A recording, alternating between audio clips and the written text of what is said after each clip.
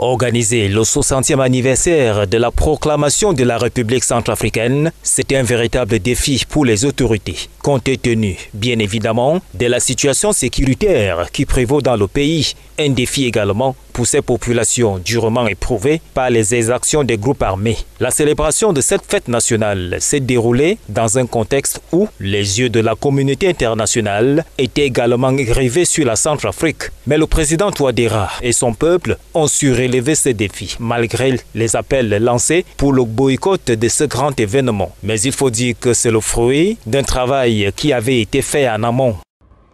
Bien sûr, l'Église catholique, par la voix du Conseil épiscopal, a demandé à ce que les sœurs, les frères chrétiens s'abstiennent de ce défilé-là. Mais je voulais dire tout simplement que l'actuel gouvernement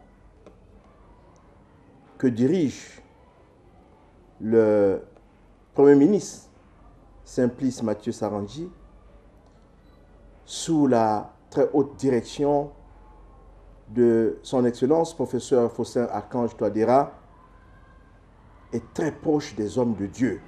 Il ne faudrait pas utiliser le nom de Jésus, le nom de Dieu, pour assouvir sa propre passion.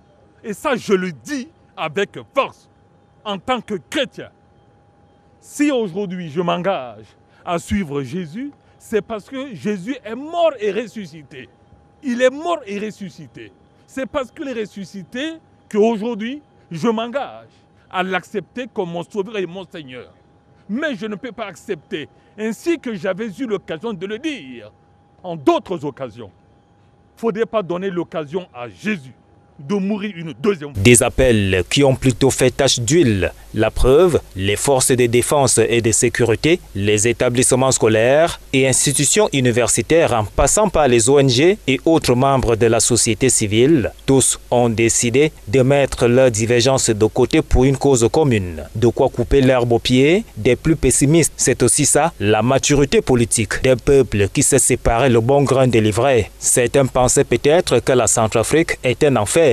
Mais comme on dit, vérité en deçà des Pyrénées, erreur au-delà. La Centrafrique reste et restera toujours debout.